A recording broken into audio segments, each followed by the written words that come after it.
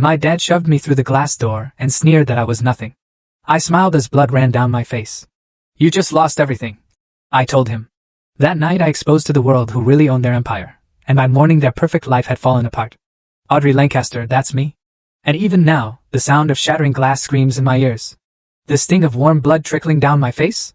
It's etched into my memory, soaking into a silk blouse that cost more than most people make in a week. My own father, the CEO of Lancaster Technologies, had just shoved me through his office door, called me nothing, worthless. But as I lay there, surrounded by glittering shards, looking up at him, a defiant smile spread across my bloody lips. I whispered, "You just lost everything. And you know what? By morning, their perfect empire did crumble. Stick around, I'll tell you how I, Audrey, completely dismantled my family's legacy overnight, armed with nothing but the buried truth." My story, the real story, actually started way before that night of shattered glass. I was born Audrey Lancaster, the only child of Harold and Grace. And yeah, I was born into a life of serious privilege.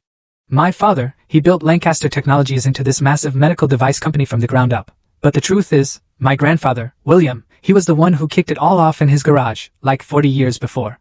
By the time I came along, we were living in this sprawling 20,000 square foot estate, all glass and grandeur, overlooking the Pacific. I mean, my earliest memories? They're not of toys or parties, but of sitting on my grandfather's knee. He'd hold me close, his eyes crinkling with warmth as he'd tell me about how our devices, the ones we made, saved actual lives. "Audrey," he'd say, his voice so gentle, "one day, all of this will be yours to protect.